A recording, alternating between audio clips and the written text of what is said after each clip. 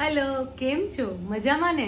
બહુ બધા સાંભારના તમે ફોટોઝ મૂક્યા અને સાંભાર તો બહુ જ ટેસ્ટી દેખાતું હતું અને યમ્મી દેખાતું હતું. તમે બહુ બધાએ ટ્રાય પણ કર્યો અને સરસ પણ બન્યો. તમારા ઘરના બધા જ ખુશ થઈ ગયા છે, એ જાણીને હું પણ ખુશ થઈ ગઈ છું. હવે વારો છે ઢોસાનો. જો હું તો તમારે આપેલું પ્રોમિસ નથી ભૂલી, એટલે તમે પણ ન ભૂલજો, મારી સાથે જોડાયેલા રહેજો અને જે પણ ડિમાન્ડ હોય એ તમે મને કહેતા રહેજો, બરાબર ને? તો હવે જે છે એ વારો છે ઢોસાનો.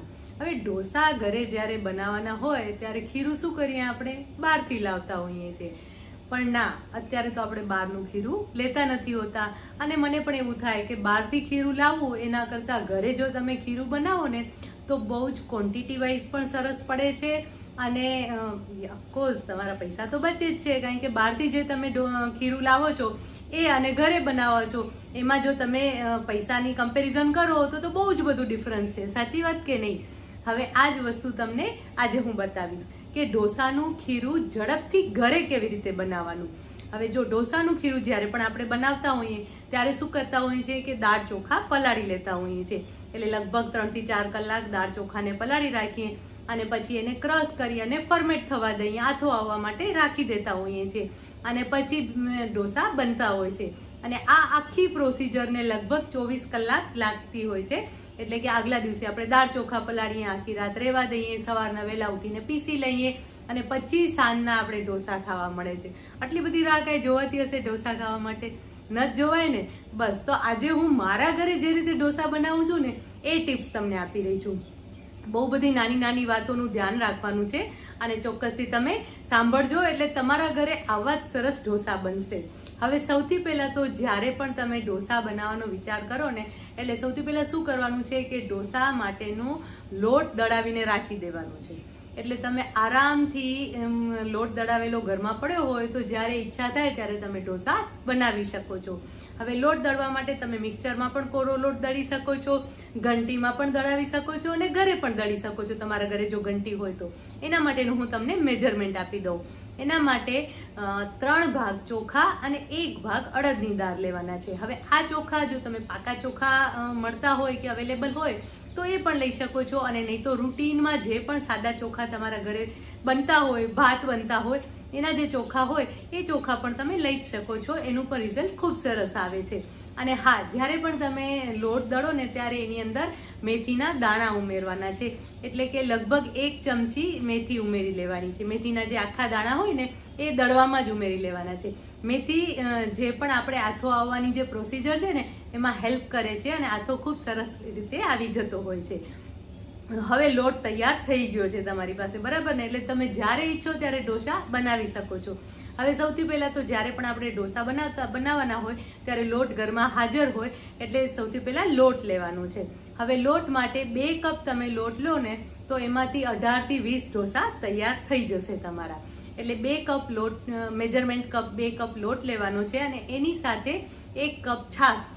એટલે એ છાશ તમે અડધો કપ દહીં અને અડધો કપ પાણી એ બંને એડ કરી અને છાશ તૈયાર કરી લેવાની છે. થોડી ઘટ્ટ છાશ તૈયાર કરી લઈશું અને એને હું છે ને નવસેકી ગરમ કરું છું, જેના લીધે આથો પણ ખૂબ સરસ આવી જતો હોય છે. તો એ ગરમ કરેલી જે છાશ છે એ લોટમાં ઉમેરી દઉં છું, સરસ રીતે મિક્સ કરી અને એને લગભગ 2 કલાક એઝ ઇટ ઇઝ રહેવા દેવાનું છે ગરમ જગ્યાએ. એટલે આ પ્રોસિજર હું સવારના લગભગ 10 વાગે કરું કે 10 વાગે લોટ પલાળી અને મૂકી દઉં છું. આપણે એવું કહીએ કે ભાઈ આજે હાંડવાનો લોટ પલાળ્યો છે તો તમારે એવું બોલવાનું કે આજે મેં ઢોસાનો લોટ પલાળ્યો છે, બરાબર ને? તો હવે લોટ પલાળેલું તમે મૂકી રાખો છો. પછી આ લોટનું હવે શું કરવાનું છે, આ બહુ જ અગત્યની ટીપ છે, એટલે આ તમે ના ભૂલજો. હવે 2 કલાક પછી જે પલાળેલો લોટ છે એને ક્રશ કરી લેવાનો છે, મિક્સચરમાં એને ચર્ન કરી લેવાનો છે. આમ કરવાથી એકદમ સરસ, એટલે કે જે ટેક્સચર છે, ખીરું જે છે એ તમને એકદમ બહારથી જે તમે ખીરું લાવો છો ને એવું જ ખીરુંનું ટેક્સચર તમને મળી જશે. અને જરૂર પડે તો થોડું પાણી પણ ઉમેરવાનું છે અને સરસ રીતે ક્રશ કરી લેવાનું છે, વાટી લેવાનું છે. એટલે એકદમ લીસું પણ નહીં અને એકદમ કરકરું પણ નહીં. એ તો તમને ખ્યાલ આવી જ જશે કે કઈ રીતે વાટવાનું છે, કારણ કે તમે ઢોસા તો રોજ તમારા ઘરે બનાવો જ છો, અવારનવાર બને છે, બરાબર ને? તો હવે આ રીતે એને ક્રશ કરી લેવાનું છે, પીસી લેવાનું છે. આ પ્રોસીજર કરી અને તમે પછી એને રહેવા દો. અને આ જે ઢોસાનું ખીરું જે છે એને તમે 3 થી 4 કલાક કે 5 કલાક માટે રહેવા દો અને પછી એમાંથી ઢોસા બનાવવાના છે. હા, એક વાત ભૂલી ગઈ કે જ્યારે તમે ખીરું તૈયાર કરો ને, ખીરું તૈયાર થઈ જાય એટલે કે ક્રશ થઈ જાય ને પછી એની અંદર સોજી ઉમેરવાની છે. 5 કપ જેટલી સોજી ઉમેરવાની છે. મેજરમેન્ટ 5 કપ અથવા તો 3 થી 4 મોટી ચમચી જેટલી સોજી તમે ઉમેરવાની છે. આમ કરવાથી તમારા જે ઢોસા છે એકદમ ક્રિસ્પી બનશે અને જે ઢોસા લાલ થાય ને, મને તો છે ને આમ ગુલાબી કલરનો લાલાશ પડતો ઢોસો હોય ને એવો ગમે છે. મને સફેદ ઢોસો નથી ગમતો હોતો. મને ખબર છે તમને પણ એવો ઢોસો ગમે છે અને ક્રિસ્પી એકદમ સરસ ઢોસો બને. તો આ સોજી ઉમેરવાથી, પણ સોજી ક્યારે પણ ક્રશ કરતી વખતે મિક્સચરમાં નથી ઉમેરવાની, નહીંતર ચિકાસ પકડાઈ જશે. આ વાતનું ખાસ ધ્યાન રાખજો. તમે ખીરું તૈયાર કરી લો ને પછી એની અંદર સોજી ઉમેરી દેવાની છે અને સોજી ઉમેરી અને 4 થી 5 કલાક માટે રહેવા દો એટલે આથો પણ આવી જશે અને ખીરું તૈયાર થઈ જશે. હવે ઢોસા ઉતારવાની વારી. હવે જ્યારે તમે ઢોસા ઉતારો ને ત્યારે શું કરવાનું છે કે તવી પર સૌથી પહેલા તો ઘી લગાવી અને પાણી આપણે છાંટતા હોઈએ અને પછી ઢોસા ઉતારવાની શરૂઆત કરતા હોઈએ. હવે આમાં એક સરસ મજાની ટીપ આપું કે ઢોસાને ક્રિસ્પી બનાવવા માટે સૌથી પહેલા તવા પર થોડું મીઠું ભભરાવી દેવાનું છે. મીઠું ભભરાવી અને લગભગ 2 થી 5 મિનિટ માટે રહેવા દેવાનું છે, જેથી કરીને ક્યાંય પણ કાંઈ ચિકાસ હશે કે કાંઈ પણ હશે ને તો નીકળી જશે અને ઢોસા છે ને એકદમ એનાથી સરસ ક્રિસ્પી બનશે. હવે આ મીઠું સરસ રીતે તમે એકવાર સાફ કરી લેવાનું છે, ક્લીન કરી અને પછી એના ઉપર ઘી લગાવી. હા, હું છે ને ઘીથી ઢોસા બનાવું છું. જ્યારે તમે તેલને બદલે ઘીનો ઉપયોગ કરશો ને ત્યારે જે ઢોસા તૈયાર થશે ને એ બારે તમે માણેક ચોકમાં જે ઢોસા ખાવ છો ને એના જેવો સ્વાદ મળશે તમને. તો આ પણ એક સરસ મજાની ટીપ છે. એટલે તમે જો જોડાયેલા રહેશો ને તો નવી નવી ટિપ્સ આવ્યા કરશે. મને પણ એવું થાય કે હા, કંઈક તો નવું આપવું જ પડશે તમને.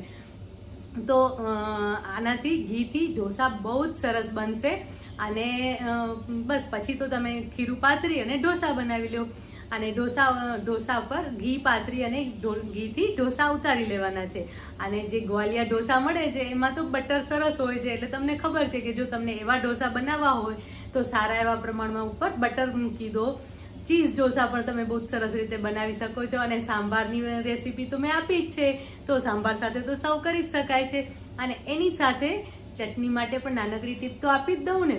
તો ચટણી જ્યારે તમે બહાર જેવી ચટણી ઘરે નથી બનતી હોતી, તો જ્યારે બહાર જેવી ચટણી ઘરે બનાવી હોય તો શું કરવાનું છે? નોર્મલી આપણે શું કરતા હોઈએ છીએ કે દાળિયા લેતા હોઈએ અથવા શિંગદાણા લેતા હોઈએ અને એને સૌથી પહેલા પાવડર કરી લેતા હોઈએ, પછી એમાં કોપરું ઉમેરીએ, લીલા મરચાં ઉમેરીએ અને પછી ક્રશ કરી લેતા હોઈએ છીએ. પણ ના, આવું નથી કરવાનું. સૌથી પહેલા શું કરવાનું છે કે મિક્સર જાર લઈ એમાં દાળિયા લેવાના છે, શિંગદાણા નથી લેવાના. અને તમે ક્યાંય પણ સર્ચ કરશો અને રોસ્ટેડ ચણા દાળ આવે ને તો ચણા દાળ નથી, એ રોસ્ટેડ ચણા દાળ એટલે આપણા દાળિયા જ છે. એટલે એ તમારે દાળિયા જ લેવાના છે. એટલે લગભગ તમે 1 કોપરું લેતા હો એટલે કે 1 શ્રીફળ લેતા હો તો એની સામે 5 કપ જેટલા દાળિયા લેજો. આ મેજરમેન્ટ પણ બહુ જ અગત્યનું છે. એટલે દાળિયા અને શિંગદાણા બંને ભેગા જ તમે મિક્સર જારમાં લઈ લો, અલગ અલગ નથી લેવાના.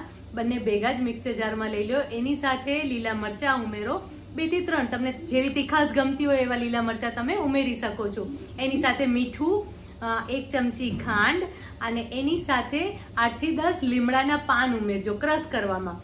અને પછી ક્રશ કરી લેજો, થોડું વટાઈને પછી એની અંદર દહીં ઉમેરજો. લગભગ 3 થી 4 ચમચી જેટલું દહીં ઉમેરવાનું છે. ખાંડ મને ગમે છે કે કોપરાની જે મીઠાશ છે ને એ મીઠાશ તમને આવે છે, એટલા માટે લગભગ 1 ચમચી જેટલી જ ખાંડ ઉમેરવાની છે. વધારે ખાંડ નથી ઉમેરવાની. ચટણીને ગળી નથી બનાવવાની, પણ કોપરાની મીઠાશ આપણે બહાર લેવાની છે, એટલા માટે એટલી ખાંડ ઉમેરી અને પછી સરસ રીતે ક્રશ કરી લેવાની છે. ચટણી એકદમ સરસ સોફ્ટ વાટી લેવાની છે અને પછી ઉપરથી વઘાર રેડવાનો છે. અડદની દાળ અને લીમડો અને રાઈ, આ 3 વસ્તુનો વઘાર રેડવાનો છે. અને હવે પછી જોજો આ ચટણી જે બનશે એ ચટણી એકદમ રેસ્ટોરન્ટ સ્ટાઇલ ચટણી હશે. તો આજે હવે મેં તમને ઢોસા અને ચટણી 2 સરસ રીતે તમે ઘરે કેવી રીતે બનાવી શકો ને એ બતાવી દીધું છે. તો હવે તો સાઉથ ઇન્ડિયન મેનુ આપણું સરસ તૈયાર થઈ ગયું છે. ઢોસા, ઇડલી ને ઇડલી નથી બતાવી, ઇડલી નેક્સ્ટમાં ઇડલી બતાવીશું. ઇડલી પણ બહુ જ સરસ બને છે. હા, હજી એક ટીપ આપી દઉં તમને કે આપણે જે ખીરું બનાવ્યું ને એ જ ખીરુંમાંથી ઇડલી પણ બહુ જ સરસ બને છે, એકદમ સોફ્ટ બને છે. અને હા, એમાં સોડા અથવા તો ફ્રૂટ સોલ્ટ એટલે કે ઈનો એ તમે ઉમેરી શકો છો, તો જ એનો ટેસ્ટ સરસ આવશે. હવે એનું પ્રમાણ માપ શું છે એ આપણે બીજી વખત ચોક્કસથી વાતો કરશું, પણ એની ટિપ્સ ફરીથી બીજી વાર આપીશું. પણ આજે એમાંથી ઇડલી પણ સરસ જ બનશે. એટલે હવે ઢોસા, ચટણી અને સાંભાર ત્રણે એકદમ પરફેક્ટલી તમને આવડી ગયા છે અને તમારા ઘરે ચોક્કસથી બનાવજો અને બધાને ખુશ કરી દેજો. બરાબર ને? તો હવે નેક્સ્ટ માટે રાહ જુઓ કે હવે શું છે. ત્યાં સુધી બાય બાય.